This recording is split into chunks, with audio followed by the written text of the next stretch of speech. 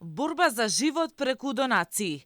Во Македонија, стотици болни луѓе чекаат помош од хуманитарци за да дојдат до соодветно лекување. Се споделуваат апели на социјалните мрежи и платформи. Се отвараат телефонски линии и банкарски сметки. Се бара помош преку донаторски платформи.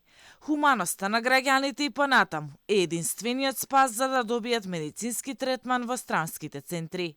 Најчесто болните и нивните најблиски се оставени сами да ги соберат потребните финансиски средства, бидејќи државата ги нема потребните инструменти за испитување, диагноза и лекување. Речиси секоја ситуација и речиси секој случај е особено траурен и е со навистина сериозна позадина, односно сериозна траурна приказна позади себе.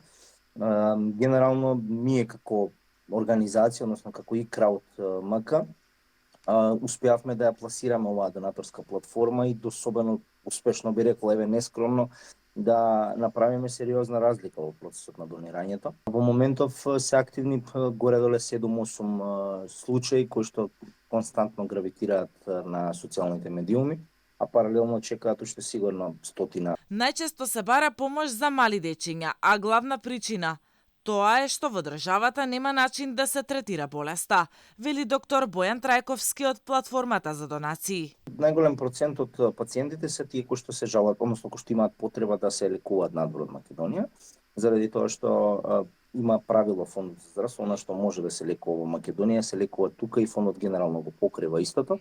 Значи, тоа се различни случаи кои што за жал не го нашле лекот во Македонија, апсолутно сите ги прошле лавиринтите на македонското здравство.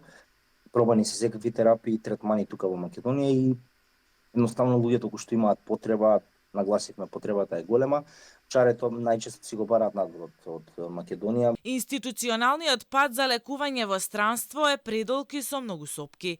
Во голем дел од случаите државата не одобрува средства за здравствените осигуреници, но и доколку се одобри, патот е долг и спор. Дека има дупка во здравствениот систем за случаи каде што државата треба да плати лекување во странство, алармираа и ревизорите. Во еден од последните извештаи на ДЗР, клучната забелешка е дека постапката за одобрување за лекување во странство е долготрајна и дека трае подолго од предвидениот законски рок од 45 дена. Последен хуманитарен настан, каде се собираа донации, беше викендов. И тоа за 12-годишната Кара Селовска. Таа има сериозни здравствени компликации, поради кое е сместена во болница во Барселона, Шпанија.